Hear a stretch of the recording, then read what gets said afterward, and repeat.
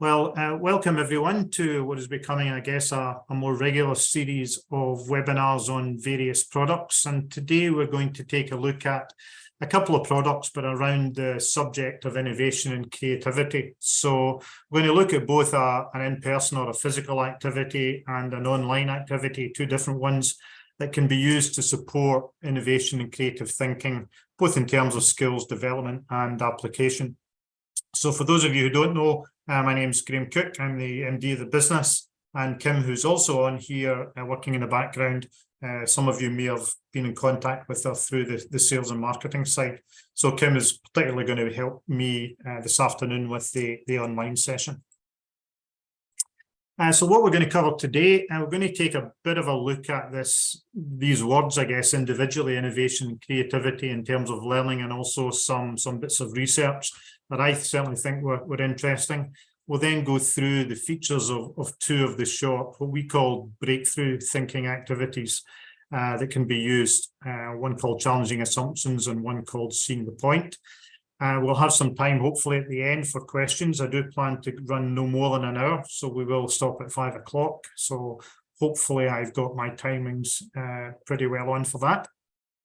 However, if you do have questions, I would urge you just to put them in the chat. We're going to use the Zoom chat a fair bit today.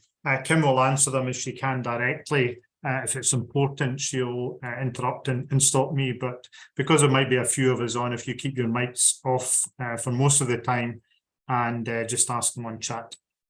So let's get started with that first of all. So maybe some questions for you first. So first question, and just put this down in chat to all. Do you think most people are creative and innovative? So just a no right or wrong answer. I'm just kind of interested to have a look.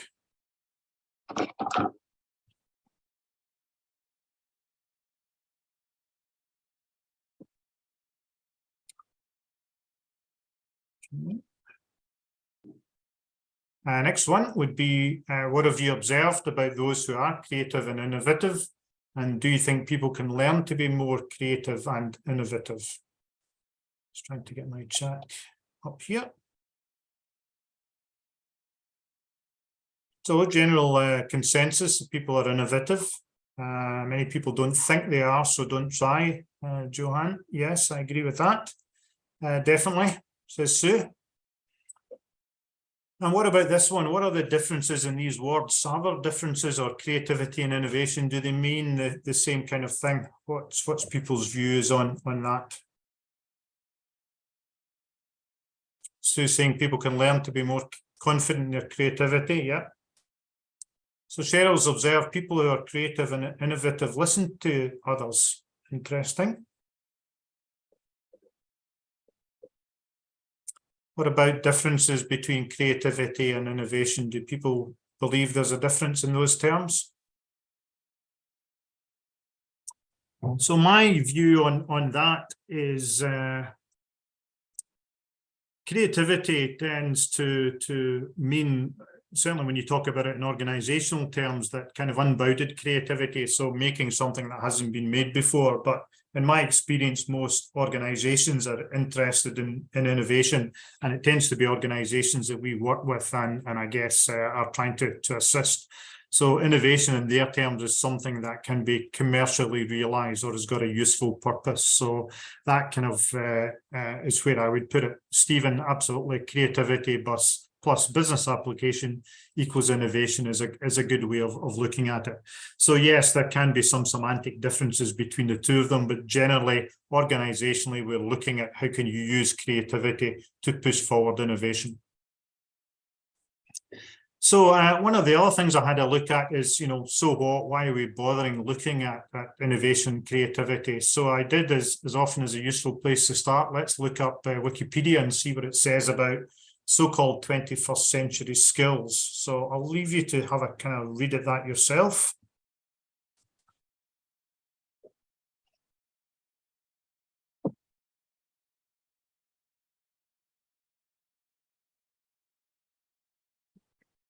So a couple of things for me jump out in that, in all of those words, talking about deeper learning, mastering skills such as analytic reasoning, complex problem solving and teamwork.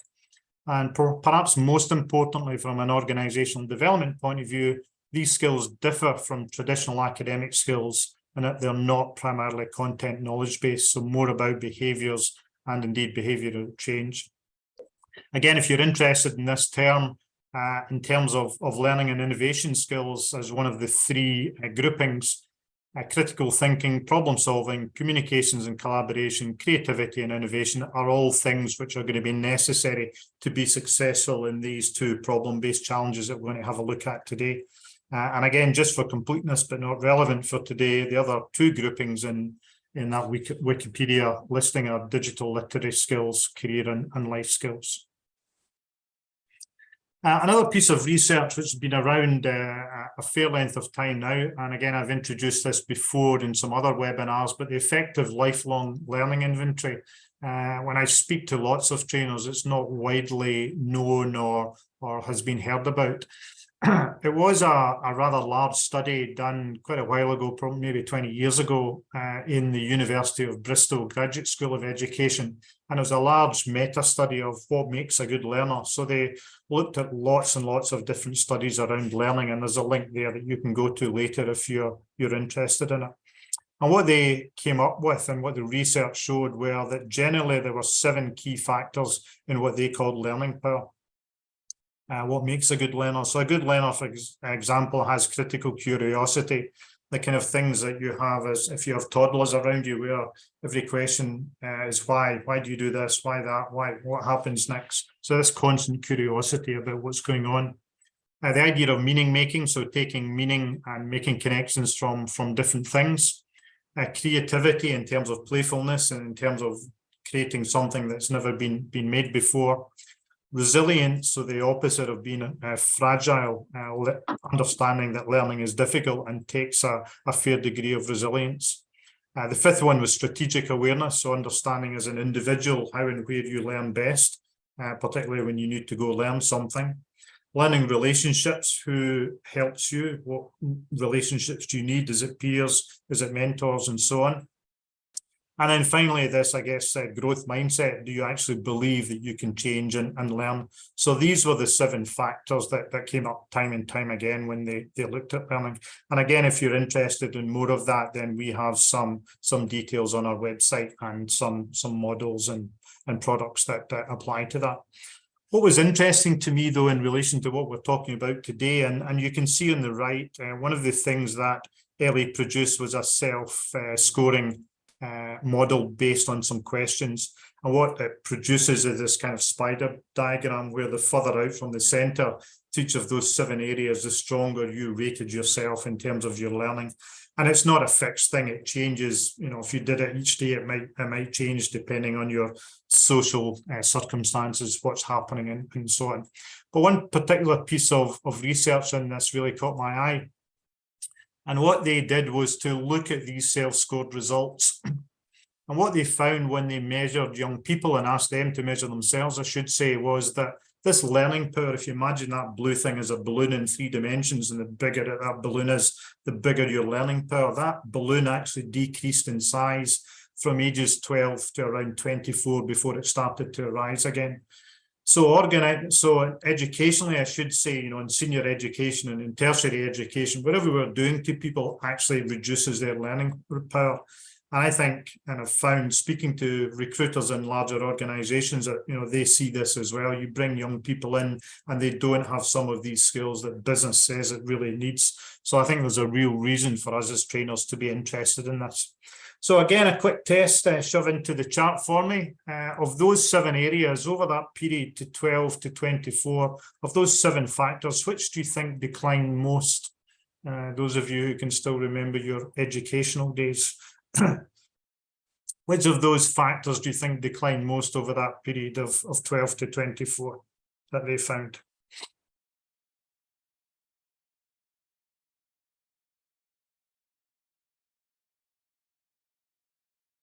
Critical curiosity, relationships and resilience. Okay, a few for critical curiosity.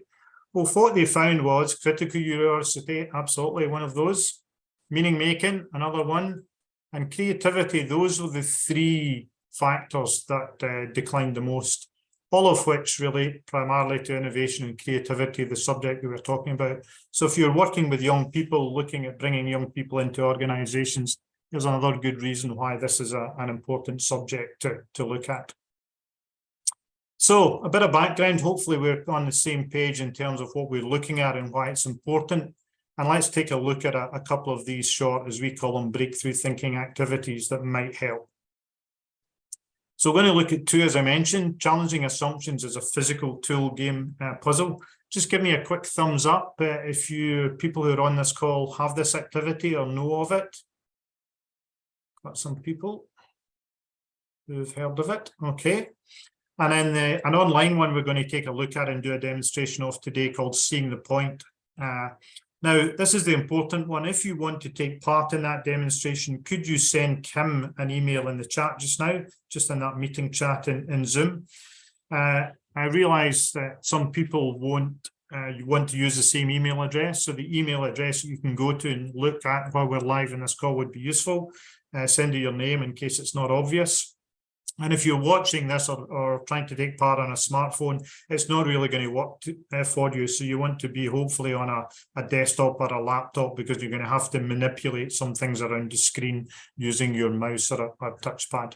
So Kim's going to be adding you to the online list as we go, but please just give her as much time as possible and send her that email address and name in Zoom if you want to take part. So that's going to come in the second half. We're going to look first of all at this physical tool and puzzle. And if you can see my camera, what you can see on the screen there are some shapes. So again, are there some people who don't know this puzzle? Just give me some, put in the chat. If you just put a no in, if you don't know this puzzle, I'm just interested to see if people don't know. Okay, those saying they would like to participate, please just send Kim your email address. Not seen this exercise? Okay, great. Everyone's just bought it and interested to learn how it works. Great. Shelley, you know it. Perfect. Good, so some people who don't know it. So you can go online and learn a bit more about it, but what we do on each of our products is give them a kind of learning focus where we think it's have most application. So challenging assumptions, if you look online, say there's a focus around change management, decision making, can use it as an opener, icebreaker, innovation, problem solving, resilience, three of the areas that we've just talked about. So again, just to give you a feel for where it came from and why. So the specific kind of business need from a background point of view when we looked at designing this was, this breakthrough thinking that I talked about was a program we used to run within organizations, helping individuals and teams be more innovative. And one of the things we consistently found is there's a real block to that creative process at the ideation stages. It's sometimes caused by a failure to challenge assumptions. And also that as adults, past experience is a real strong driver to current behavior. So it's fundamental to how adults approach any situation. The first thing our brain does is look for patterns for where we've come across something similar before.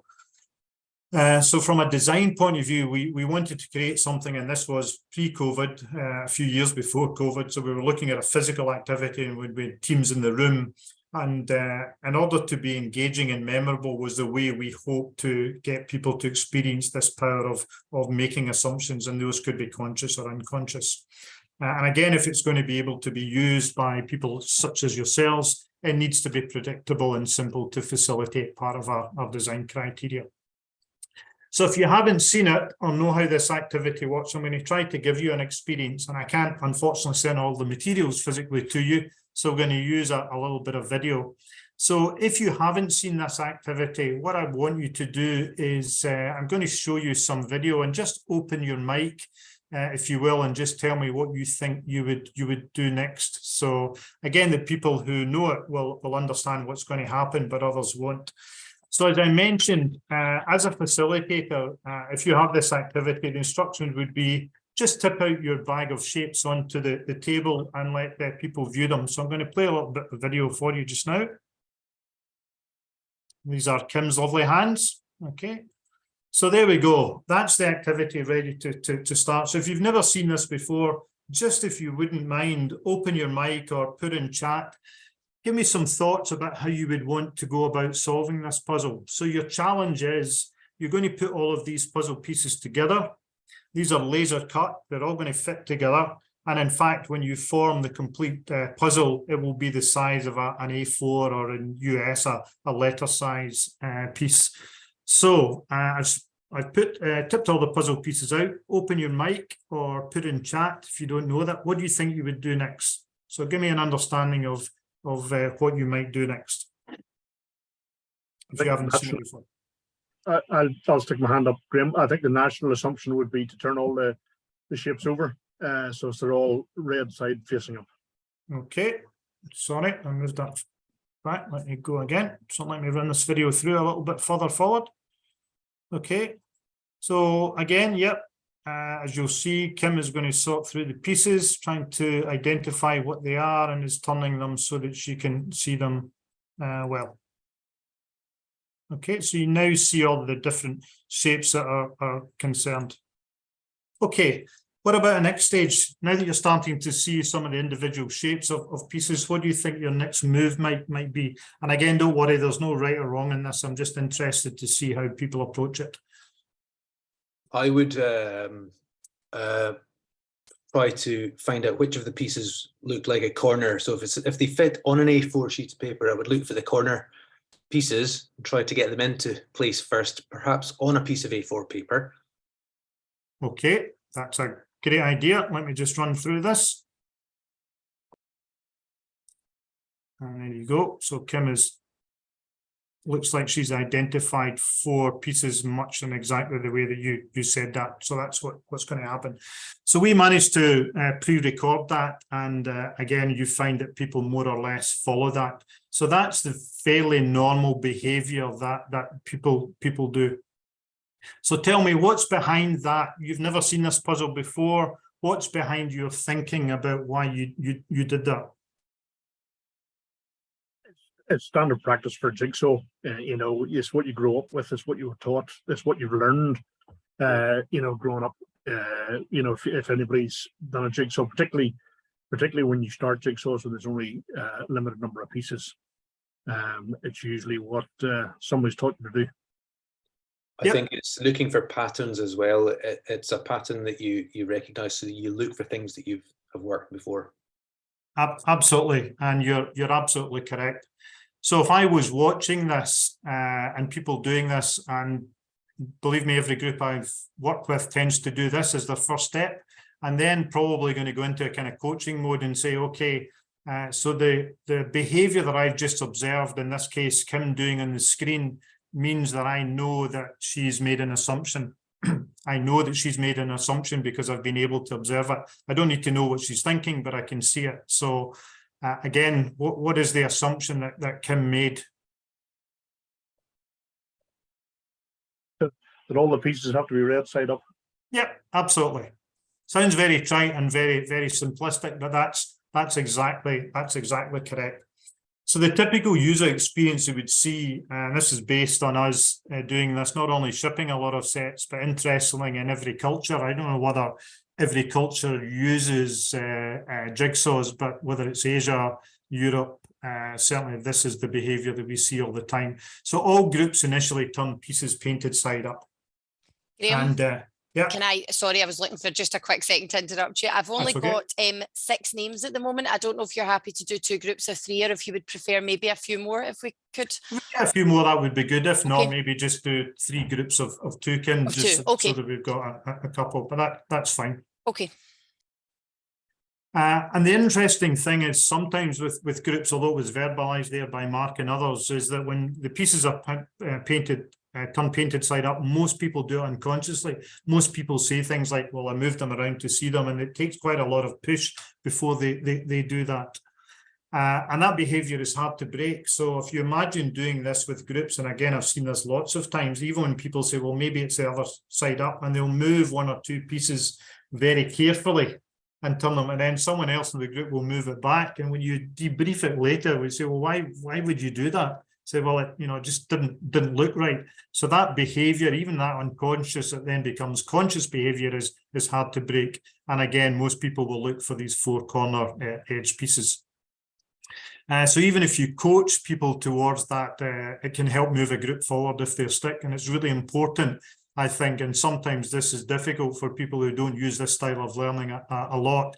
You have to hold people in that sense of being uncomfortable for some time. You know, it doesn't need to be hours in a day, but at least for a few minutes, let them struggle. The tendency is always to jump in and try and help them or push them to be a bit more thoughtful, but you really need to hold them in that uncomfortable position for at least a couple of minutes for them to really get strong learning from it.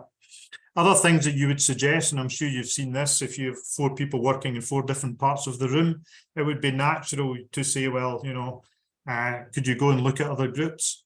And why does that tend not to happen when you're using these puzzles? Why would people not tend to get up and go and look at what someone else is doing if you ask them? Again, just put in chat or open your mic if it's easier.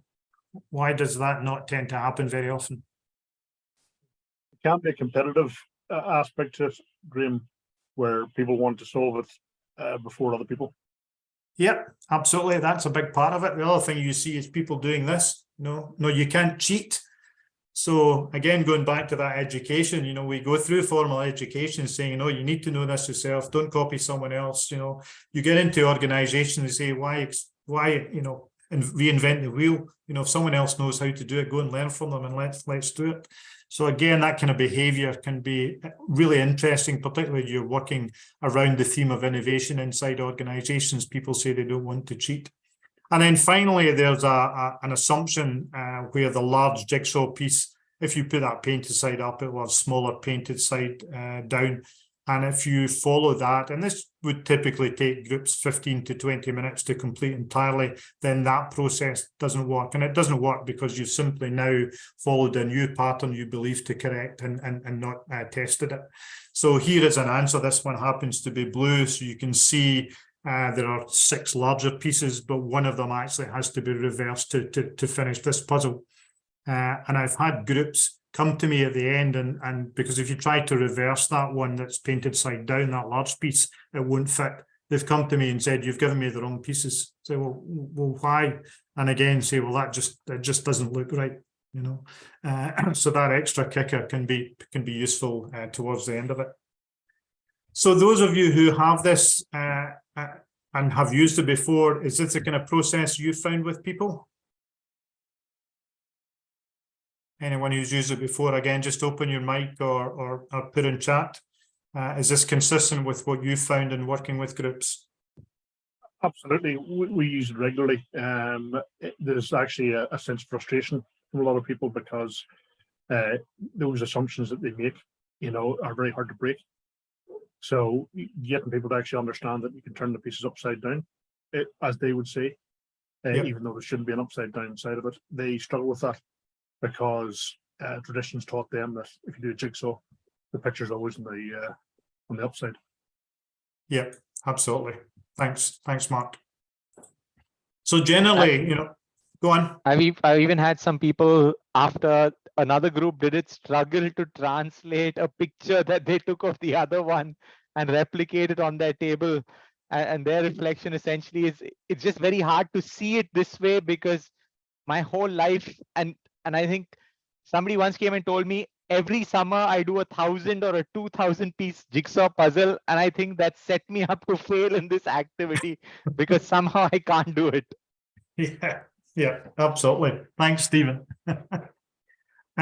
So you're right, absolutely. So, you know, if you're going to take a first step in trying to be innovative, and not everyone, I think, is naturally creative, you know, going back to some of the earlier questions, and clearly some people have a more creative mindset than others. But the first step is really to recognize existing patterns of thinking. And you see this so often inside organizations. Said, oh, I didn't realize we could do that. And that informs our thinking as we move into new situations. And it's really interesting sometimes if you have the opportunity to video, because, you know, what I mentioned is that first stage when you turn a piece over, it's really awkward. But then once people have been working for 10 or 15 minutes, every piece just gets tried both ways, and suddenly you're into this new way of thinking. And once that new way of thinking is quickly grooved in, it's not an issue. People stop thinking, well, this isn't a jigsaw puzzle. It's just a puzzle I need to solve. And looking at those assumptions that are negative can block, obviously, new approaches, but some of the assumptions can be helpful to try out. And I just wanted to show you this because we're really proud of it at SVP. We entered our first competition at a technology conference in the US last October. And some strange titles there, but challenging assumptions as a puzzle. One, the best use of surprise and delight in gamification. I know we have some Americans on the call, but it still makes me laugh, that kind of title, surprise and delight. And more importantly, I think for us, the outstanding usage of gamification for learning. So this was a technology-based conference, but it had a Gamicon side element, and they had a low-tech, as they called it, entrant. And we were delighted to see that this managed to win. So tell me again, and please put into chat. So we're talking about innovation and creativity, but having taken people through a process over kind of 15, 20 minutes, what other areas of learning do you think this might be useful in? Just stick them in the chat for me. What other areas of learning might you use a puzzle and an approach such as this, other than creativity and innovation? Any ideas? Anyone used it in any other applications? Handling limiting beliefs, absolutely. Unconscious bias, yep. Good one, Helen. Communications, changing mindsets, yep. A fair lot. What about where you might use it? When, start, middle, end. When in a program could you consider using something like this? Again, just put in a chat. Any point for an energy change? Good one, Sue.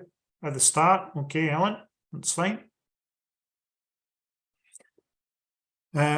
One thing I would mention is that I know some people who only use this at the end of their programs, and it doesn't really matter what the program is.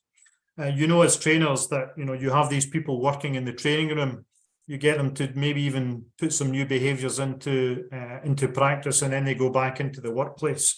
And you just hope that they do it. So I have some consultants who only use this at the very end, and the only message they want to leave people as they leave the training room is, don't underestimate how difficult it is to put a new behaviour into practice. So that's all they're using it for, and it could be any kind of training program. Could you use this remotely? I've said it's a physical process. Could you use it with remote learners, or anyone tried? No. Again, I have someone in the US. This was during COVID, so he didn't have much choice, but this is the way he chooses to use it. He simply sends out the puzzles in the post. So I'm a remote learner. I've got a bag of materials. I can do it in front of me. Not easy to do and a bit more expensive perhaps, but yeah, it's possible. So again, being creative and innovative about how you work with your physical materials. And then again, a bit of a loaded question, how competent do you need to be to use this product? And I guess this is one of the challenges that we would love to see. I'd love to see more experiential learning tools in the hands of leaders and managers, helping work with their teams, giving them the opportunities to get deeper learning in a range of subjects, not maybe just in innovation and creativity. But yeah, I think there's lots of learning that this type of puzzle, not just challenging assumptions, but these types of learning tools could be used for. And certainly, I think you could trust leaders and managers to use it. Again, if you need more details, you can go to the website. Some of you may be interested. £179 gets you the physical pack. This is it here. So there are 4 puzzles in 4 colours. We do them in 4 colours so that, again, you can just move people around the room. It's exactly the same challenge. Again, useful to count them back in. You need to get your 22 pieces back so that you can get people to join it. And there's a full facilitator guide with the interpass in it. And it's kind of 10 to 20 minutes, probably maximum. Any questions on challenging assumptions or any points anyone wants to raise? I'm kind of halfway through our hour.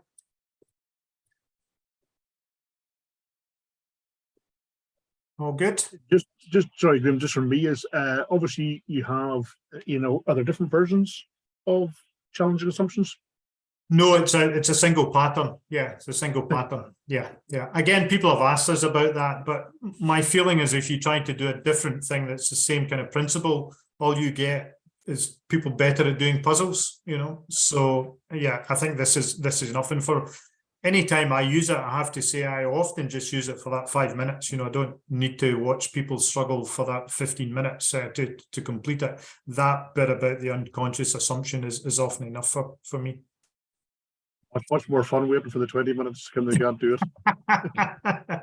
Yeah, if you're cruel and want to see people struggle, it's certainly worthwhile. And as I say, it's definitely worthwhile holding them in that kind of uncomfortable bit a little.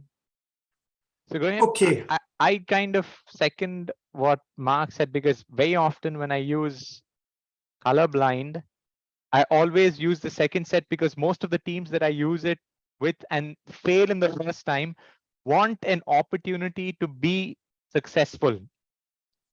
So they always come back and say, we want to do it again. We want to do it again. And whenever I do colorblind, I always carry a backup so that I can say, okay, I'm going to give you a challenge. And it's most of the elements are same, but the shapes are different. And colorblind too, the shapes are more abstract. So it's heavier lifting. Sure. Yeah. So I think there's an opportunity with challenging assumptions as well. I mean, I don't quite have the solution, but I'm sure your creative minds can come up with, just like the kicker, right? 5 out of the 6 large pieces are color, Sure. but the one isn't. In the Yeah, same yeah. way, is there like one additional twist that you can add to challenging assumptions that can create the possibility to have like a level 2 challenge? Just want to put that out there. Okay, no, I get that, Stephen, and it's interesting. When we travel the world, we see that particularly in Asia, particularly in India, particularly in China, where there's such a strong push to academic excellence and being correct and being able to win, and Colorblind Plus, that I think is the one you're mentioning. I mean, that was designed really under duress from customers, because we really didn't want people just to get better at being able to describe colored shapes. You want them to be able to use those behaviors. So we have another product called Symbols we prefer people to use. But it's a good point. I mean, I think you've got to work with your group and sometimes recognize what's required. But so many people I see who don't really want to go through another experience like challenging assumptions if they've struggled, to be honest. But seeing the point that we're just going to touch on could be another one, and you could decide yourself which order you wanted to put them in. So Kim, are you okay in terms of having some people ready to go and try to do this online? Yes, I have 3 teams of 2 ready to go. Perfect. Okay, that's fine, that'll work. So seeing the point online, again, if you don't know the product, I haven't come across the online version, you can find it a little bit more from the site. The areas of learning focus are, you will see straddle some of the ones with challenging assumptions. The top 6 for us are a bit more about collaborative learning. There is some collaborative learning in challenging assumptions, particularly if you have several people moving the pieces, but it tends to be a more solitary activity, and people tend to take different individual things from it.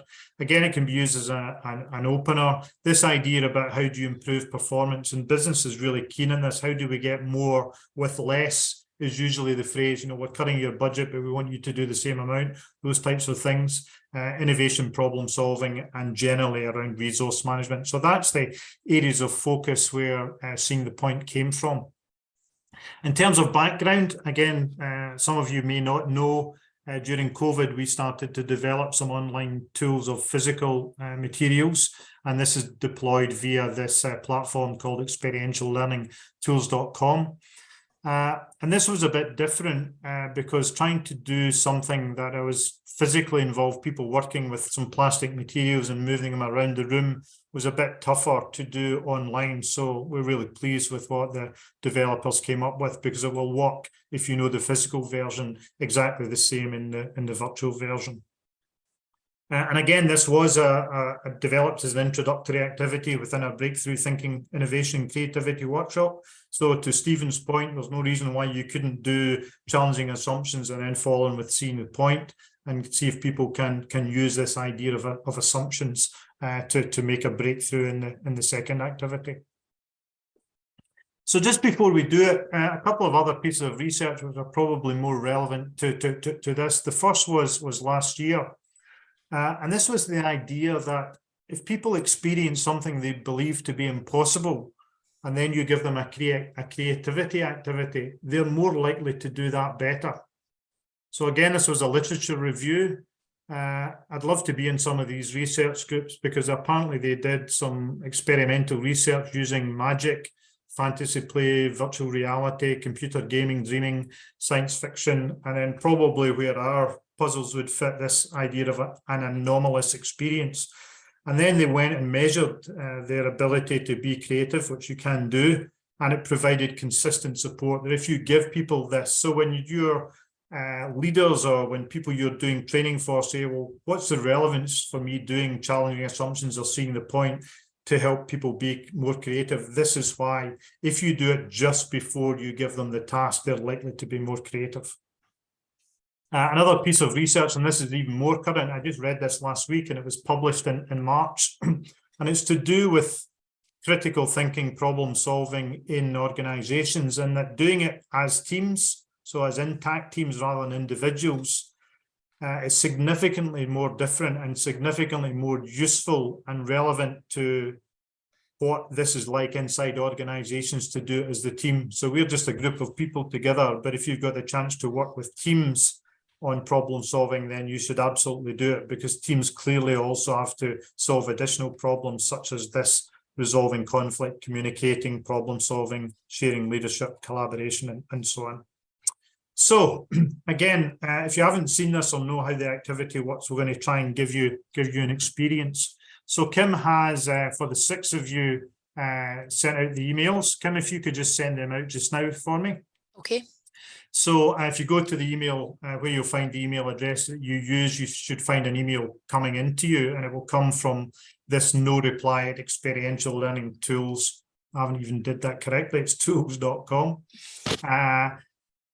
And check your spam in that. And those of you who haven't shared it, I'll share my screen eventually, and you can get a view with what's happening. So when you find that email, you should see something like this.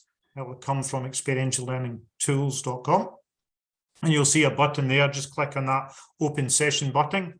That will take you to open a window in your regular browser. So I realize you'll have Zoom open, you'll have been in your email, now you'll have a browser window open. When you get to that point, you can hit the big green button, launch as guests. People don't need to register. You don't need to join the platform or sign in. Just hit that button. When you hit that launch as guest button, you'll see something like this. So mine isn't moving because it's just a still shot, but it's a little video. And when the activity starts, and we'll do that shortly, you're going to have to move some shapes about the screen. So that's one of the reasons we suggest it doesn't work well on a smartphone. So using your mouse, if you click on the middle of the shape, it will change to this little hand symbol. You'll then be able to drag that shape around the screen. And if you click on the green dot, you'll see on some of the shapes, you'll be able to rotate it. So you'll probably see a little video on your screen, and that won't change until we start the activity. So again, I'm going to give you a brief, and then I'm going to stop sharing the screen so that you'll be able to concentrate on your browser window. So seeing the point online version, here's the brief. So you're going to shortly move into small groups. So you'll be working, I think Kim said, with 2, we've got 3 groups of 2, and the activity will begin. So your screen will change, don't worry about that. And the link is going to reveal some shapes that you can manipulate with your mouse, as I just said. So you're going to see 7 shapes, 7 digital pieces. And what we're going to ask you to do is to move them around the screen to try and make as many possible what we've called arrowheads of the same size and shape as a complete arrowhead shape in the pieces supplied. So on the right there, you can see a red, that's what we call a red arrowhead, or a Christmas tree, whatever name you want to give it. So you're trying to make as many of these arrowheads using these 7 pieces as you can so that we could view them on the screen. Okay, you'll find that you won't be able to copy them, you won't be able to resize them, you can't create more of the digital pieces, but you can move and rotate them so that the facilitator can see how many arrowheads you've got on your screen. So is that clear? Okay, and you'll find if there's two of you, both of you should be able to manipulate the pieces on the screen. So I'm going to stop sharing just for a second. Kim, are you okay to start that activity? Yes, sure. Okay, so go ahead and do that for me. Okay. Okay, so just open your mics if you're having problems now. Ideally, if we had two groups, it would send you into two breakout rooms, but I don't really want to do that. So just have a go at manipulating the shapes. You'll see two different, there are two different colors, so you'll only be working with one of the colors, but just let me know if you have any problems with that. So can you see it, Shelley? Yes, I can see it. I wasn't sure if I was going to be with other people. That's fine. So I'm just looking at the list. So Shelley is in a group with Mark. Stephen is a group with Cheryl. And Alan and Sue are in a group. So you're working in 3 different groups, but you only see your own shapes. So I'm going to share my screen in a second. So those of you working in the activity, just work with the browser window you have open.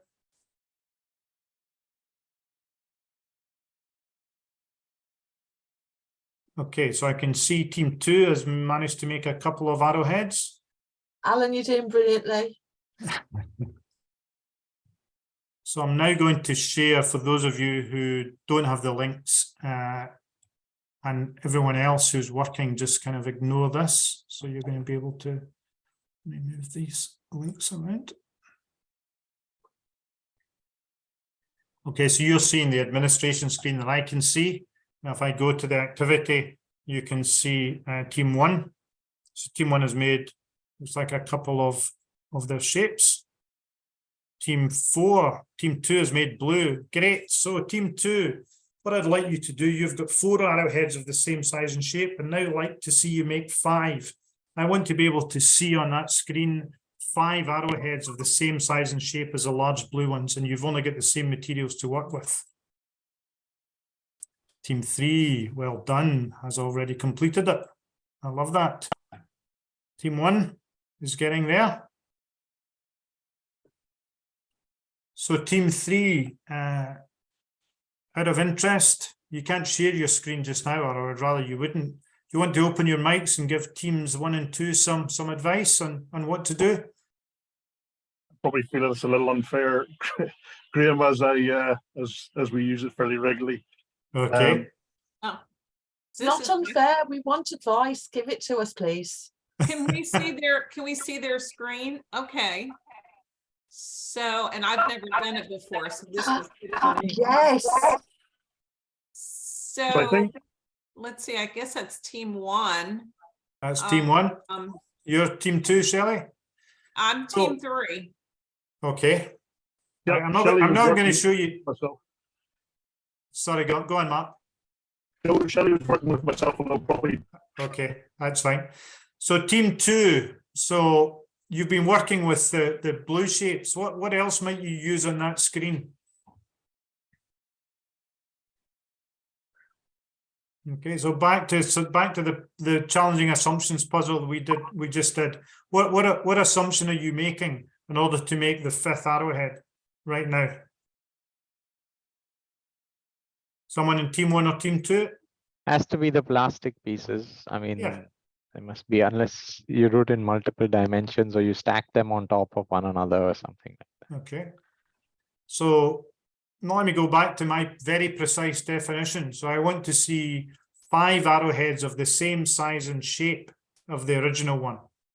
So if you go back, you're probably flicking between screens, but I'm now sharing team 3's. So how many arrowheads of the same size and shape can you see on that screen?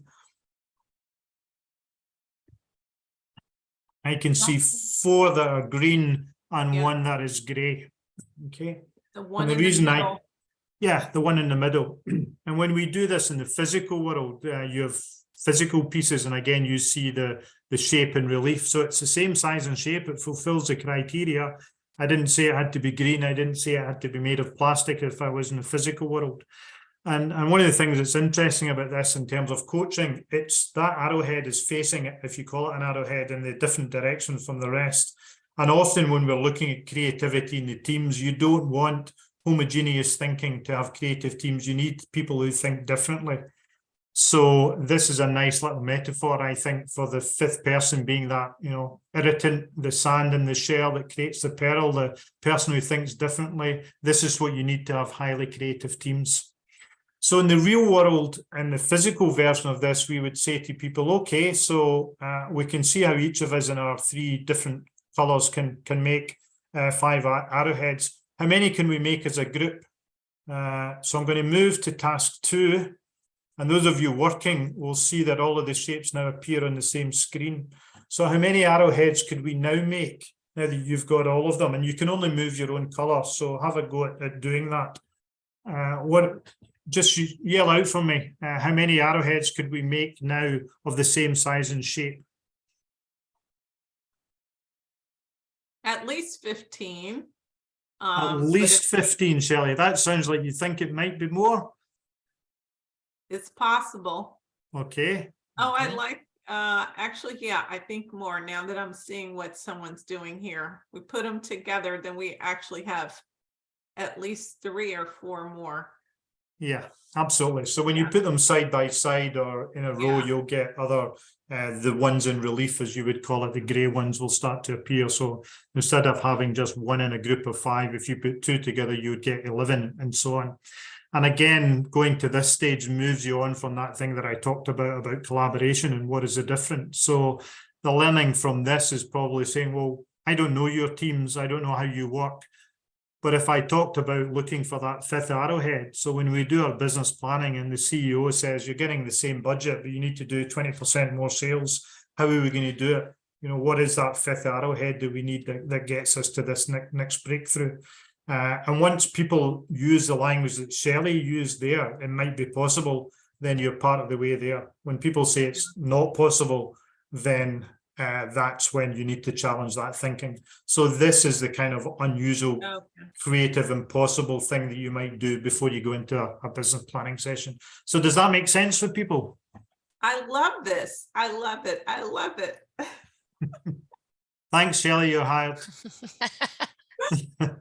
I was hired from the last session, which we ended up buying some online colorblind, which I'm demoing in 2 weeks. Congratulations on getting 2 jobs, Shelley. I know, in addition to my own job. To be fair, I also love it. So can I do a job share with Shelley, please? Yeah, absolutely. No problem. The more the merrier.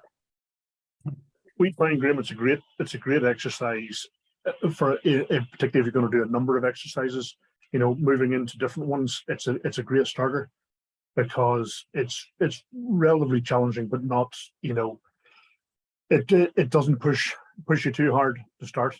So we find it's fantastic just to get going with.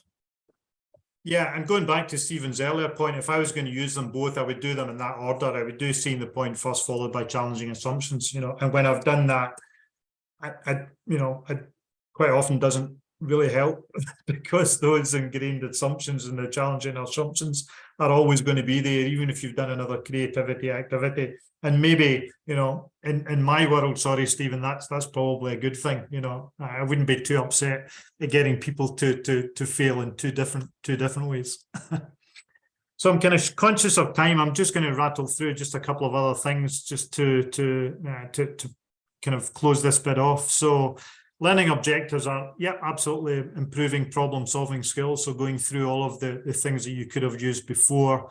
It does, as we've said, there's good research that says using something like this can develop creativity and innovation skills. And again, it's about, people have talked about patterns a lot. My colleague Anne Alder wrote a book and her title was Making Patterns and Breaking Patterns. And that's because she believed that trainers, that's all we ever do. If you're working with adult learners, you're either getting people to stop doing something or to create or to build a new pattern. And again, one of the ways that you often see people doing, seeing the point, is that they will lay the shapes over each other.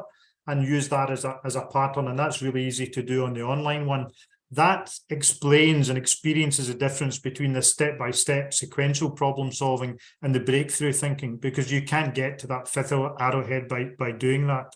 And then, of course, limiting belief, potential to reduce effectiveness. So lots of things. And this generally, I think, that growth versus mixed mindset area, changing states of energy that some people mentioned, and the whole diversity thing. Again, I've got some consultants who only use that for this past stage. When you bring all those colours, when you bring all those people from different groups, when you bring all those different departments together, put them on the screen, you can do more if you're working with a whole organisation. So there's a strong message around diversity there too. So thank you very much. I was not quite sure how long we took, but it looks like I've got about 8 or 10 minutes left. So thank you for all your attention and taking part. Happy to take any questions that people have got on these tools or anything else related to this subject just now.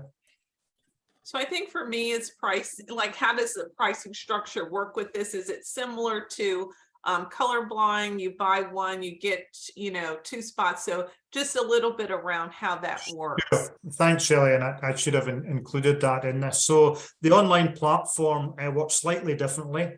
So it's an annual license. So in Seeing the Point's case, you would be able to run as many sessions as you wanted to within Seeing the Point for up to 20 people, but you can only run one at a time. So that it's like having one physical pack of Seeing the Point.